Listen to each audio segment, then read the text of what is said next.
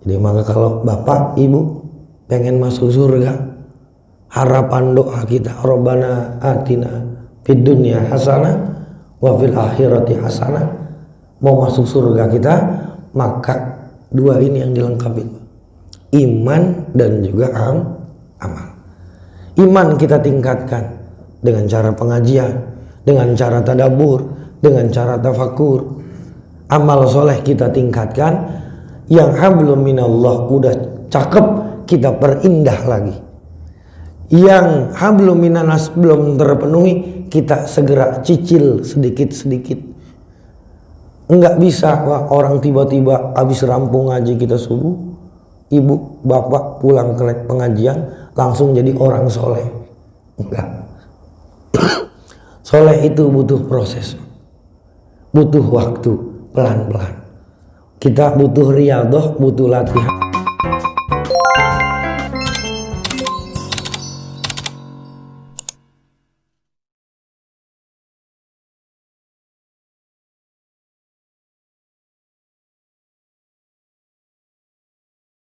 Assalamualaikum warahmatullahi wabarakatuh.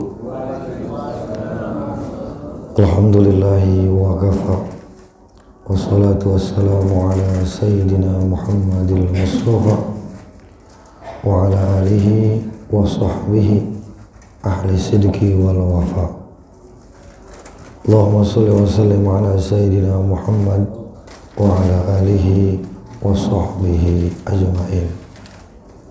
Hadratul mukarram wal muhtaram wal muhtaramin wal muhtaramat, yang mulia yang terhormat MC sekaligus ketua DKM Masjid Al-Barakah Kiai Al-Haj Haji Ahmad Khidir mata'anallahu bituli hayati, yang terhormat yang mulia para ustadz, para ibu, para jamaah, para bapak yang alhamdulillah pada pagi hari ini dengan kondisi yang sehat walafiat kita dipertemukan di tempat yang insya Allah dan mudah-mudahan selalu di bawah naungan limpahan rahmat Allah, amin ya rabbal alamin. Baik, melanjutkan kajian tafsir kita. Alhamdulillah di pertemuan kedua sudah sampai di surat Al-Baqarah ayat ke-25 sekarang. Kalau sebelumnya kita pada ayat yang ke-24, 23 dan ayat sebelumnya ini menjelaskan tentang sikap Nabi Muhammad dan tanggapan dari Allah atas keinadan atau penolakan dari orang-orang Yahudi dan orang-orang kafir pada saat itu. Ketika Allah menurunkan Al-Quran, Nabi Muhammad menyampaikan Al-Quran, balasan dan juga tanggapan dari orang kafir pada saat itu adalah menuduh bahwa Al-Quran adalah buatan manusia. Wa in kuntum fi raibin mimma nazalna ala abdina fa'tu bi suratin min mislih. Ayat tadi merupakan jawaban dari Allah. Kalau kalian beranggapan atau meragukan terhadap Al-Quran ini sebagai firman Tuhan, maka silahkan buat satu ayat, buat satu surat yang setara dengan Al-Quran.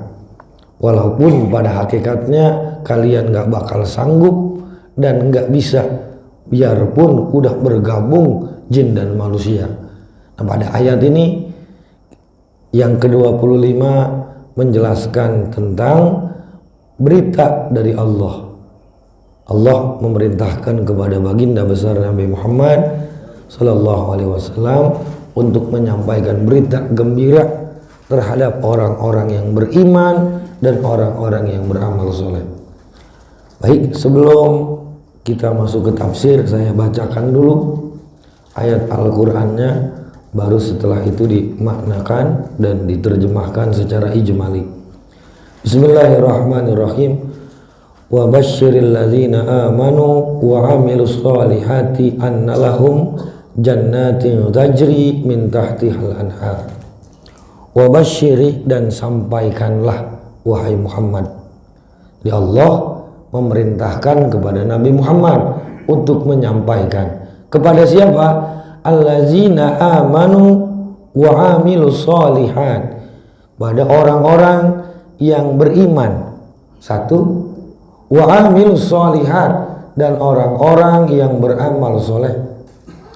Apa beritanya? Anna lahum jannah, bahwa sesungguhnya bagi mereka balasan karena keimanannya, balasan karena amal solehnya adalah surga. Tajri min tahtiha al anharu, yang mana di surga itu terdapat sungai yang di bawahnya, di bawah surga tadi mengalir. Yang kita tahu, kita sudah familiar, itu disebut dengan sungai Al-Kautsar. Jadi pada ayat ini Allah menjanjikan dan Allah memberitakan kepada kita, bagi orang yang punya dua ini, Bang. Satu, iman. Yang kedua adalah amal. Yang pertama iman, yang kedua amal. Iman dan amal ini dia berbeda, tapi merupakan dua hal yang talazum, satu sama lain saling berkaitan. Iman itu bentuk tasdik kita, bentuk kita meyakini, i'tiqadun jazimun muafikun lil waqi, artinya keyakinan yang kokoh, yang cocok dengan kenyataan, nasyi'un an dalilin, yang muncul dari adanya dalil. Ini yang disebut dengan makrifat atau disebut dengan iman. Secara syariat yang paling mudah, iman itu tasdiku bima ja'a bihin nabi sallallahu alaihi wasallam, mempercayai terhadap apa-apa yang telah dibawa oleh baginda besar Nabi Muhammad sallallahu alaihi wasallam. Tuh ya, Bu, jadi iman itu artinya percaya terhadap apa yang dibawa oleh Nabi Muhammad. Jadi kalau secara bahasa iman artinya apa, Ustaz? Iman secara bahasa artinya percaya. Tapi iman secara syar'an tasdik bima ja'a, percaya terhadap apa-apa yang Nabi bawa. Itu disebut dengan iman. Dia adanya dimensinya di dalam hati. Iman pun ada martabahnya, Bang. Ada tingkatannya. Ada iman yang cuman sekedar percaya berdasarkan dari berita orang tuanya. Dia Islam, dia percaya sama Nabi Muhammad karena emak babaknya, orang tuanya Islam.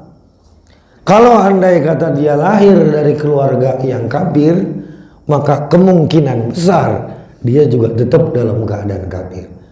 Iman paling rendah, Pak.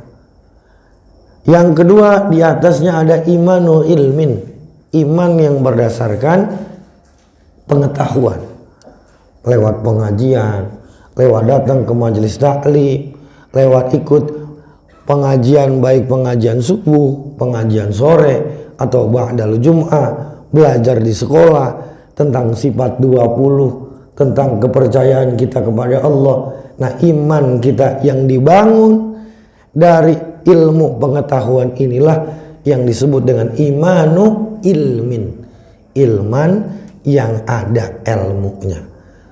Jadi kita perlu hitung nih, Bu, Pak. Kan kita udah jadi orang Islam, mayoritasnya para bapak, para ibu di sini itu kira-kira di atas 17 tahun. Ya, Pak ya. Enggak ada yang umurnya 17 tahun di sini kan, Pak. Pasti otomatis umurnya 20, 30 atau 40 bahkan lebih. Kita jadi orang Islam udah lebih dari 20 tahun, imannya masih iman taklid. masih iman yang ikut-ikutan, masih iman yang cuma ngedengar kata orang tua kita. Ketika ditanya orang Islam, apa bukti bahwa Allah itu ada? Apa ya? Saya enggak tahu dalil Allah itu ada. Saya enggak tahu bukti Allah itu sebagai Tuhan. Nah, iman yang model begini disebutnya iman taklid. Masa Pak? Masa kita jadi orang Islam 30 tahun imannya masih di situ-situ aja? Maka minimal kita ngaji, datang ke majelis taklim, upgrade keimanan kita biar kita layak dimasukkan oleh Allah ke dalam surga. Iman pertama tadi Pak, itu iman dimensinya ada dalam hati. Yang kedua, kalau mau dapat surga, wa amilus sholihah, adalah berbuat amal soleh. Amal soleh ini bentuk dan rupanya dia mempunyai banyak ragam. Ada amal-amal yang sifatnya vertikal dan ritual, hubungan antara kita dengan Allah, disebutnya dengan hablum minallah, sholat, apalagi kita baca Al-Quran, tafakkur, tadabbur, zikir, itu namanya amal hablum minallah, amal soleh kita yang kita pautkan hubungannya, koneksinya sama Allah secara langsung.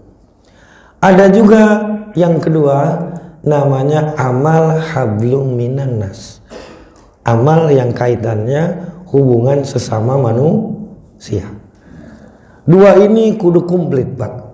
Ketika amal bapak, amal ibu soleh yang hablum minallah, berarti kita disebutnya soleh secara individu. Bapak rajin baca Al-Quran, rajin puasa, rajin zikir, habis sholat zikir, habis ngaji zikir, melakukan aktivitas apapun kita selalu tadabbur dan tafakur sama Allah. Ini baru iman secara individu, iman kita kepada Allah sendiri doang. Yang perlu kita tingkatkan dalam amal soleh kita, sholat kita udah rajin, jamaah kita udah mantep, zikir kita udah kuat, tafakur kita udah kokoh, tadabbur kita udah luas, maka kita tingkatkan ke amal soleh hablum minannas. Karena banyak Pak orang yang baca Qurannya bagus, hafal Qurannya banyak, ngaji kitabnya hebat, baca kitabnya luar biasa, zikirannya kuat, tapi ada anak yatim yang kelaparan di samping rumahnya, dia pura-pura buta. Ada masjid, ada majelis yang butuh bantuan pembangunan, dia pura-pura tuli. Ada orang yang butuh pertolongan, dia pura-pura enggak tahu. Ini namanya orang yang iman, orang yang soleh baru secara individu, tapi belum soleh secara sosial. Maka oleh sebab itu Nabi diturunkan oleh Allah Subhanahu wa Ta'ala sebagai contoh. Nabi menganjurkan kita untuk sholat sunnah. Nabi yang paling getol sholat sunnah. Nabi memerintahkan kita dan menganjurkan kita untuk sedekah. Nabi juga yang paling dulu melakukan sedekah. Nabi menjadi sebagai pimpinan, imam kita makmum. Imam ruku kita ruku, imam iktidal kita iktidal.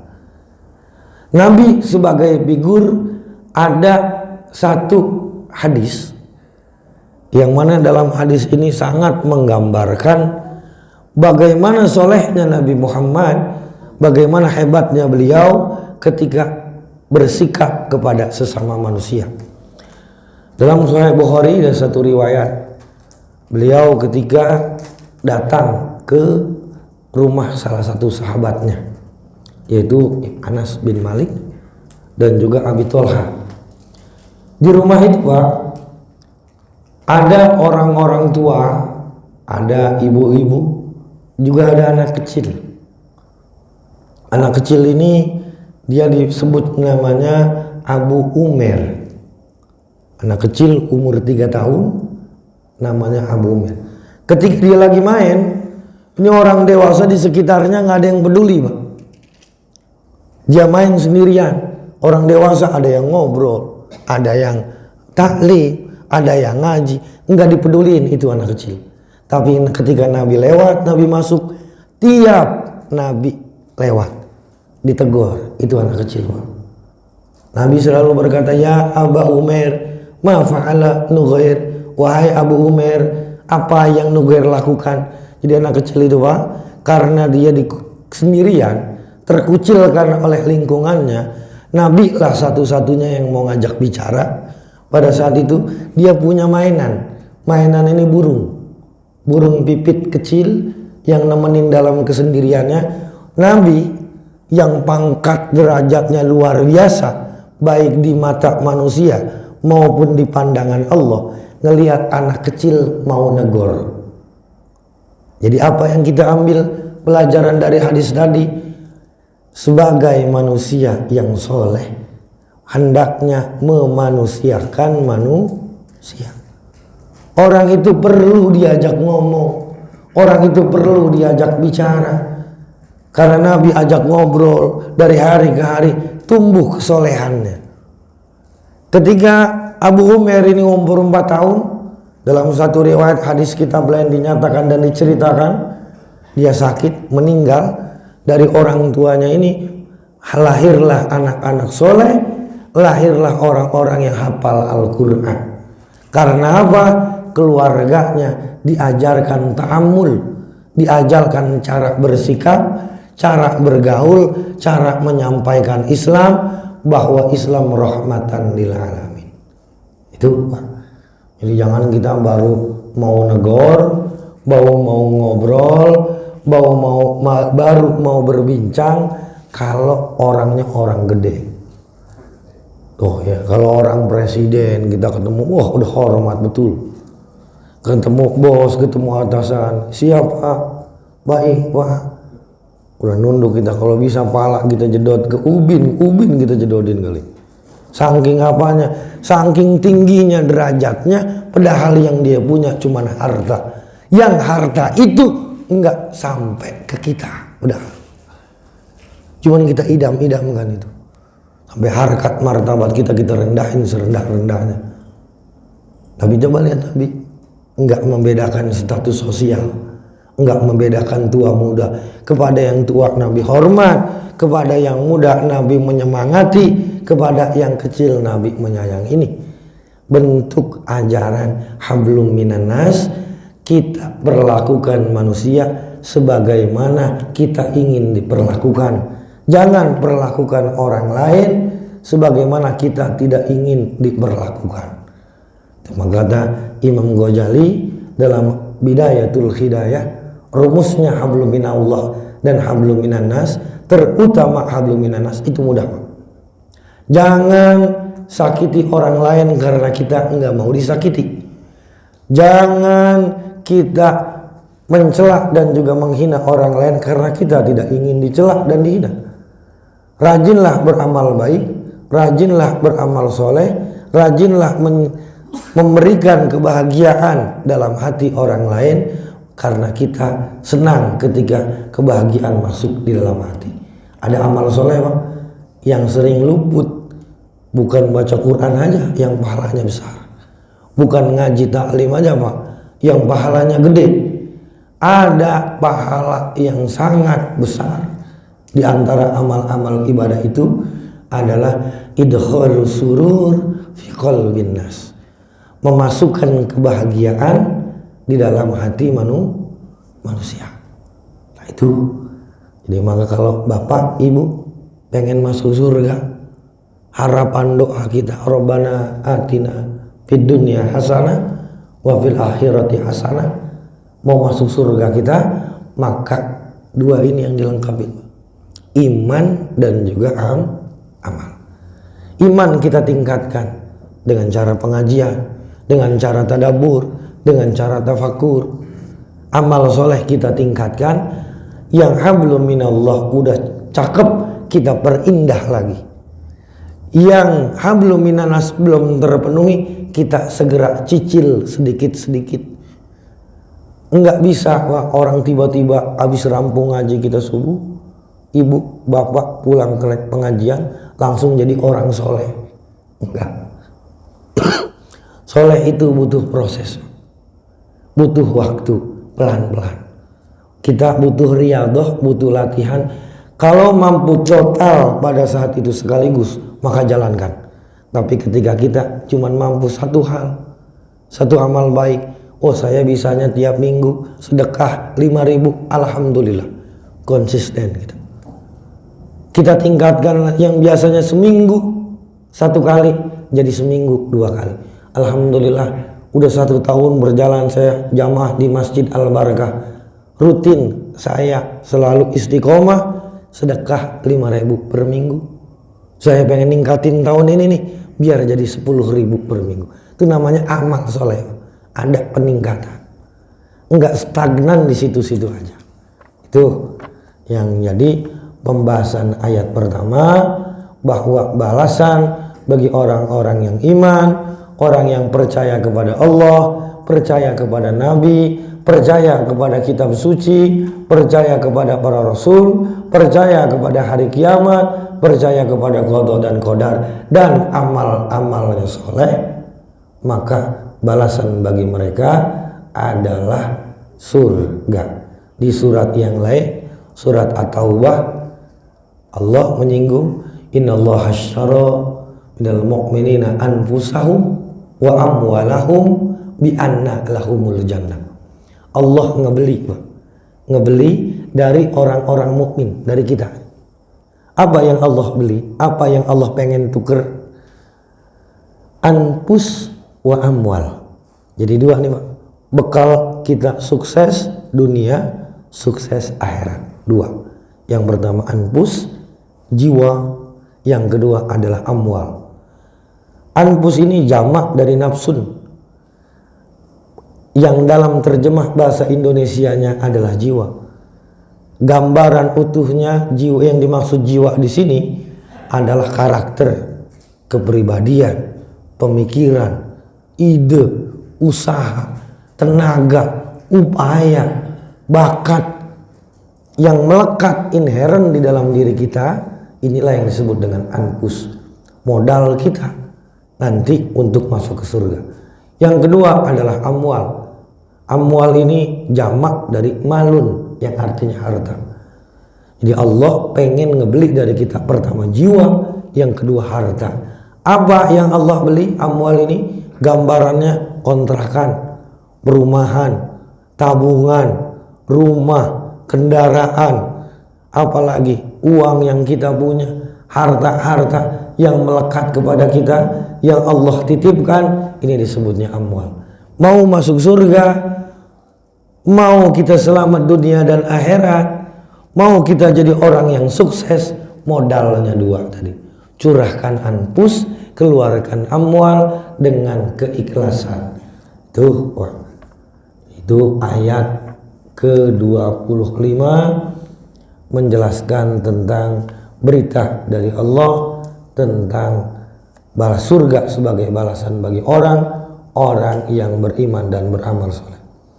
Kullama ruziku minha min samaratin rizqa, kullama setiap kali ruziku mereka diberikan rezeki, si penduduk surga nih Pak. Minha darinya yang ada di surga, min samaratin, apa aja dari surga itu, min samaratin yaitu buah-buahan, rizqan berupa pemberian rezeki. Qalu mereka berkata, hadza alladzi ruzukna min qablu. Ya Allah, wahai para malaikat, ini mah sama seperti apa yang ada di dunia. Saya makan apel di dunia ini mah sama, di surga juga makan apel. Wa utu bihi mutasyabiha, dan mereka diberikan sesuatu yang sama, yang menyerupai. Sama dalam bentuk tapi lain dalam rasa. Tuh ya. Jadi kenikmatan-kenikmatan yang Allah berikan dalam surga ini la ainun ra'at, sesuatu yang enggak bisa dilihat, belum pernah dilihat sama mata. Jadi kita nggak bisa tahu tuh Pak, barangkali air di surga ini bentuknya kurang lebih sama kayak air begini, barangkali. Cuman rasa dan kenikmatannya juga kemanfaatannya lebih daripada air yang ada di dunia. Di dunia ada buah, di surga ada buah. Buah yang ada di surga tentu beda rasanya. Yang sama cuma nama aja. Walahum fiha azwajun mutahharah, dan di dalam surga bagi mereka ini, bagi orang-orang yang iman dan beramal soleh, azwajun mutahharah, istri-istri, pasangan-pasangan, suami-suami, mutahharatun, yang suci, artinya yang nggak pernah haid. Jadi bapak mau punya istri banyak, nggak perlu berantem sampai terjadi perpecahan rumah tangga. Paling singkat masuk surga. Kalau barangkali di dunia mau nambah istri satu kudu berantem dulu, apalagi nambah istri dua, maka kita cukupi dengan kemampuan keadilan kita di dunia. Mau nambah lebih, maka sabar, nanti di akhirat Allah sediakan. Apa maharnya? Apa modalnya? Tadi udah 2 biji doang, iman dan amal soleh. Wa hum fiha khalidun, dan mereka di dalam surga khaliduna, itu orang-orang yang kekal. Jadi kita ketika masuk surga itu udah gak bakal ajur, gak bakal meninggal, gak bakal wafat, gak bakal terjadi perubahan dalam diri kita. Itu ayat yang ke-25 sebagai pelengkap pada ayat-ayat yang sebelum. Baik, sekarang kita masuk ke ayat yang ke-26. Innallaha la yastahi ayyadriba masalam ma ba'udah masalam ma ba'udatan fama fawqaha. Innallaha, sesungguhnya Allah, la yastahi, itu tidak segan-segan, ayyadriba, masalan, untuk membuat satu perumpamaan, mah yang manapun, ba'udatan fama fawqaha, baik itu berupa nyamuk, fama fawqaha, atau sesuatu yang lebih kecil, lebih hina, lebih dianggap remeh daripada nyamuk. Jadi pada ayat ini Pak, ayat Quran ini terbagi dua secara ditinjau dari sabab nuzulnya.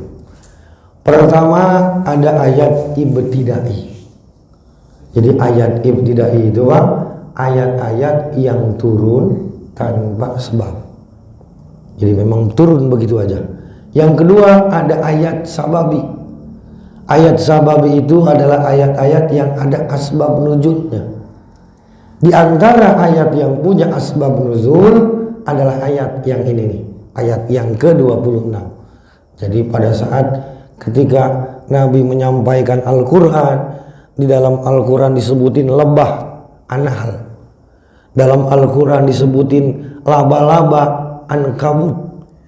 Dalam Al-Quran disebutin turab, tanah, hal-hal yang remeh dan hal-hal yang hina.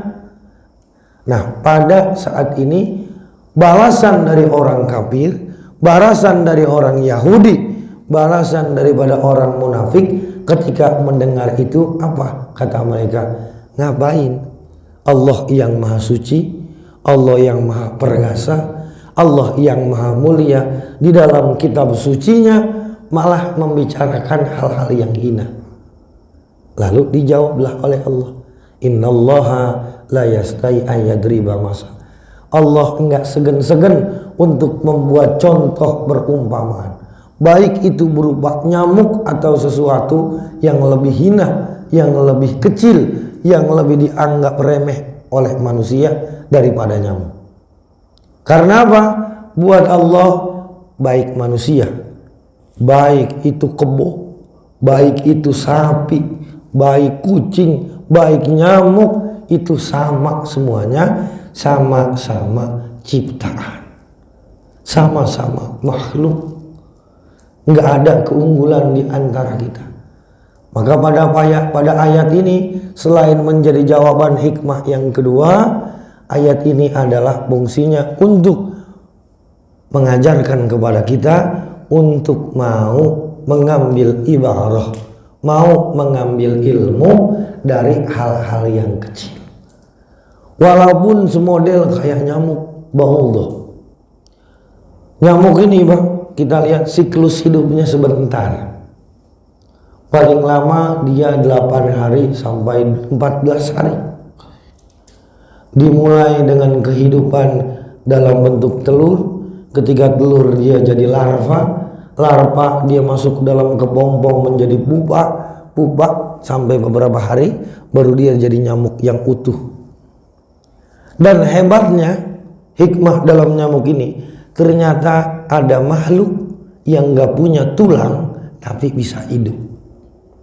Kalau kita barangkali gak ada tulangnya gak bisa nyender. Nyamuk gak ada tulangnya bisa terbang. Jadi Allah mengajarkan kita bahasa kasarnya Pak, jangan cuma ngelihat yang cakep-cakep aja. Jangan mau ngambil ibarah, ngambil manfaat dan juga ngambil ilmu dari yang baik-baik aja. Tuh makhluk Allah yang kecil sekalipun itu ada ilmunya. Maka dalam penelitian sekarang tuh Pak, dalam rangka mencegah penyakit DBD, sekarang ada nyamuk buatan. Jadi nyamuk disuntikin satu bakteri, yang mana bakteri itu bisa mencegah penyebaran penyakit DBD. Itu dari apa? Dari penelitian tentang nyamuk. Sesuatu yang kita anggap hina. Kan kita kalau ngelihat nyamuk tuh pahamnya kecil, jelek, bentuknya nggak seberapa, keberadaannya cuman bikin susah. Coba kita lagi tidur dinyamukin, kita tepak. Lebih-lebih nyamuk yang beberapa jenis bisa menyebabkan penyakit dari mulai malaria sampai dengan penyakit demam berdarah. Ini nyamuk. Tapi ternyata di balik itu semua ada kehebatan dan ada ilmu yang bisa kita ambil dari makhluk kecil yang biasa kita anggap remeh, yaitu nyamuk. Itu yang pertama. Ketika Allah menyatakan bahwa Allah ini enggak segan-segan untuk bikin perumpamaan, maka reaksi dari manusia sekitarnya, sekitar Nabi Muhammad ini kurang lebih terbagi menjadi dua. Fa ammal ladzina amanu fa ya'lamuna annahul haqqu min rabbihim. Adapun orang-orang yang beriman ketika mendengar kata-kata dalam Al-Quran, mereka percaya, mereka tahu bahwa apa yang ada dalam Al-Quran itu adalah benar berasal dari Allah. Wa ammal ladzina kafaru, adapun orang-orang yang kafir, fayaquluna, maka mereka menjawab, mereka berkata, madza aradallahu bihadza masalah. Apa yang Allah maksudin dengan pakai contoh-contoh ini? Seolah-olah nyindir, seolah-olah menganggap Allah ini apa-apaan. Tuhan kok bahasanya ngebahas ngomongin soal nyamuk, ngomongin soal lebah, ngomongin soal laba-laba dan hal-hal yang hina. Yudillu bihi katsiran wa yuhdi bihi katsiran. Allah menciptakan kesesatan bihi dengan amsal, dengan berumpamaan yang ada dalam Al-Quran, kasiron terhadap banyak orang. Wa yahdi bihi kasiron, dan Allah juga memberikan hidayah dengan contoh-contoh dan apa yang ada dalam Al-Quran, kasiron terhadap orang yang banyak. Wa ma yudillu bihi ilal fasikin, dan tidaklah Allah menciptakan ketersesatan dengan apa yang ada disampaikan oleh Al-Quran ilal fasikin, kecuali terhadap orang-orang yang fasik. Orang fasik, Pak, ini ada satu istilah Al-Quran yang biasa kita dengar juga, ada asi. Asi itu Pak, artinya orang yang berbuat maksiat, perbuatannya maksiat, Orang yang berbuatnya disebut asi, orang yang maksiat. Ada fiskun. Fiskun itu adalah kefasikan. Khuruj an ta'ah, keluar dari ketaatan. Itu namanya fiskun. Sifat. Orang yang punya sifat fiskun disebutnya fasik. Jadi fasik ini lebih khusus daripada ahli maksiat. Fasik itu adalah orang yang melakukan dosa dan dia isror terus menerus. Contoh, kita konsisten bohong tiap seminggu 7 hari enggak pernah break, atau kita sering ngegibahin orang lain ketika pengajian seminggu 2 kali enggak pernah break. Dosa itu kita lakukan secara konsisten, secara terus menerus. Kita yang terus menerus melakukan dosa kecil tadi, ini disebutnya dengan fasik. Jadi ada beda antara asi, maksiat sama fasik. Kalau ahli maksiat mau dia 1 kali doang melakukan dosa, ahli maksiat. Mau dia berkali-kali melakukan dan terus menerus, disebutnya ahli maksiat juga.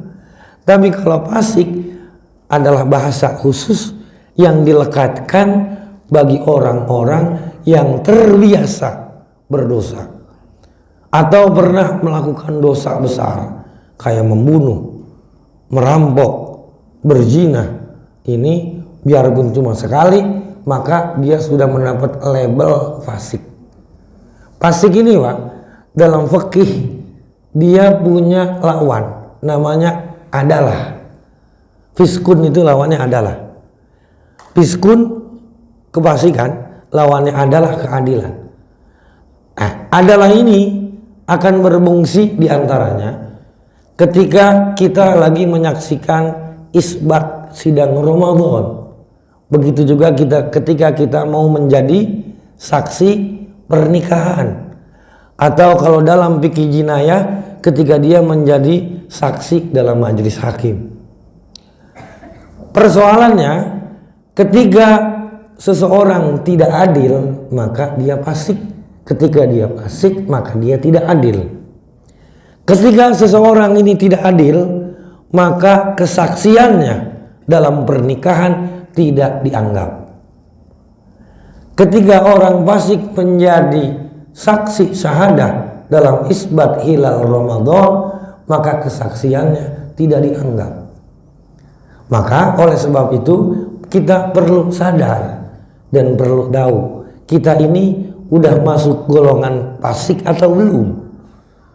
Biar nanti ketika anak kita barangkali nikah, saudara kita nikah, dengan percaya diri kita mengajukan diri sebagai saksi, padahal kita ini adalah orang yang fasik. Nah, kaitannya itu. Nah, di atas fasik ada yang namanya kafir. Kufrun sifatnya, kafir orangnya. Ada kufrun, ada kafir.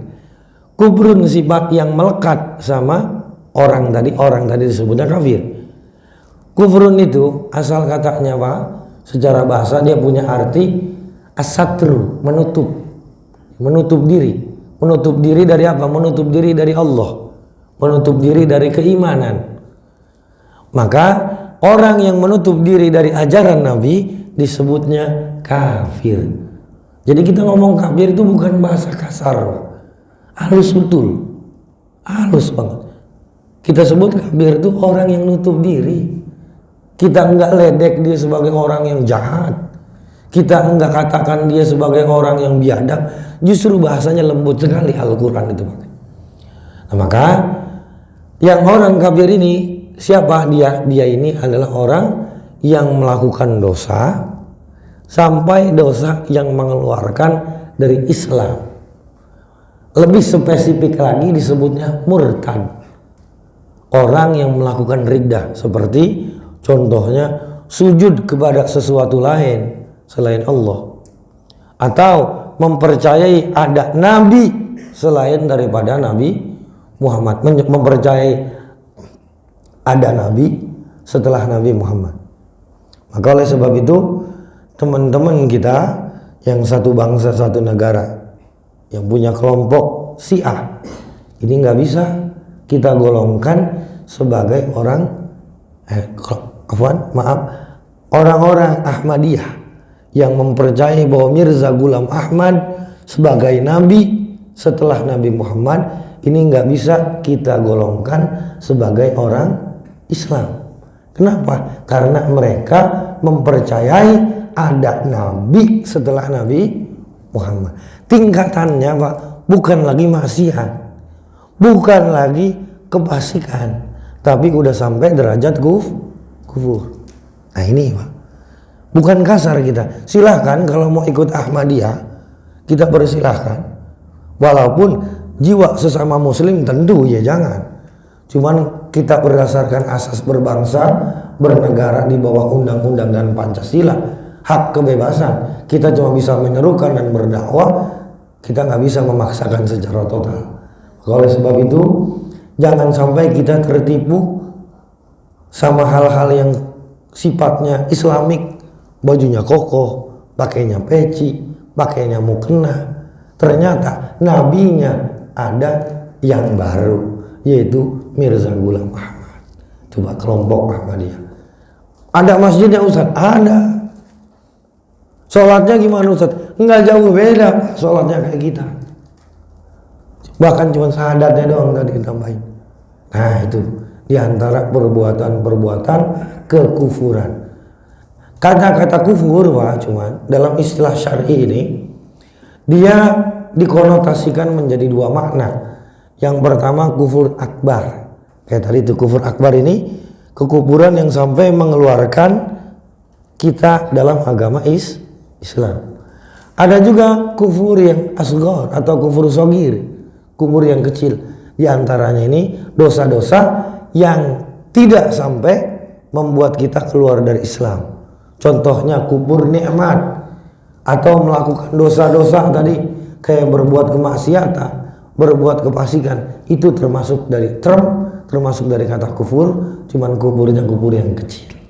Itu jadi alaqah atau hubungan di antara kata-kata fasik, karena tadi disebutkan dalam Al-Quran bahwa Allah tidaklah membuat kesesatan kecuali terhadap mereka orang-orang yang fasik. Siapa orang fasik itu? Orang-orang yang konsisten dalam melakukan dosa. Nah oleh sebab itu Pak, jadi kita perlu kaca ini diri kita. Ini gua termasuk orang fasik bukan?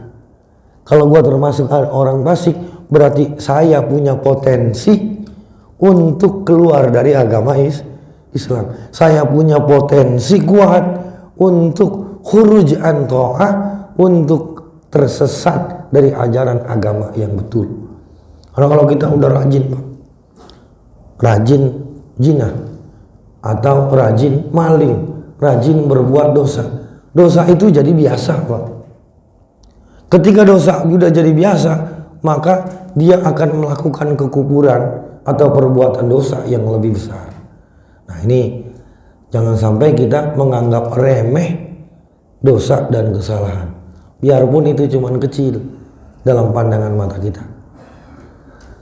Ayat selanjutnya, alladzina yanquduna ahdallah min ba'di misakihi wa yaqta'una ma amarallahu bi an yusala wa yufsiduna fil ardh. Orang fasik ini adalah Allah sebutkan cirinya. Pertama, alladzina yanquduna ahdallah min ba'di misakihi, orang-orang yang membatalkan, orang-orang yang merusak terhadap janji Allah yang sudah Allah bangun, yang Allah sudah kukuhkan. Yang kedua, wa yaqta'una ma amarallahu bihi, orang-orang yang memutuskan terhadap apa yang Allah perintahkan untuk disambung. Yang ketiga, wa yufsiduna fil ardh, dan orang-orang yang suka berbuat rusak di bumi. Jadi ada tiga pada ayat ini menjelaskan tiga ciri orang fasik. Satu, dia melanggar apa yang Allah perintahkan. Yang kedua, dia memutus silaturahmi, memutus apa yang Allah perintahkan. Yang ketiga, dia membuat kerusakan di alam dunia. Ketika tiga ini udah ada di dalam diri kita atau salah satunya, maka kita bisa tahu, kita bisa sadar bahwa diri kita ini termasuk kelompok orang-orang yang fasik. Maka perlu khawatir, perlu kita introspeksi, perlu kita benahi. Jangan sampai tanpa sadar kita tersesat. Kalau tersesat sadar masih bisa pulang, Pak. Tapi kalau nggak sadar tersesat, ini yang susah. Yang Bapak ngobrol sama orang gila, Bapak kasih nasihat dia, abang gila, nggak bakal ngerti dia, Pak. Dia nggak bakal nerima dirinya disebut gila karena dia nggak sadar bahwa dirinya itu punya penyakit. Tapi kalau kita sadar bahwa kita sakit, orang sehat, sakit pilek kita, atau andai kata kita sakit kepala, kita minum obat dalam rangka penyembuhan.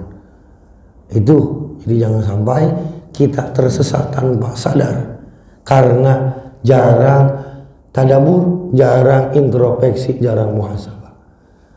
Ulaika humul khasirun, mereka inilah termasuk daripada orang-orang yang merugi, rugi di dunia dan rugi juga di akhirat.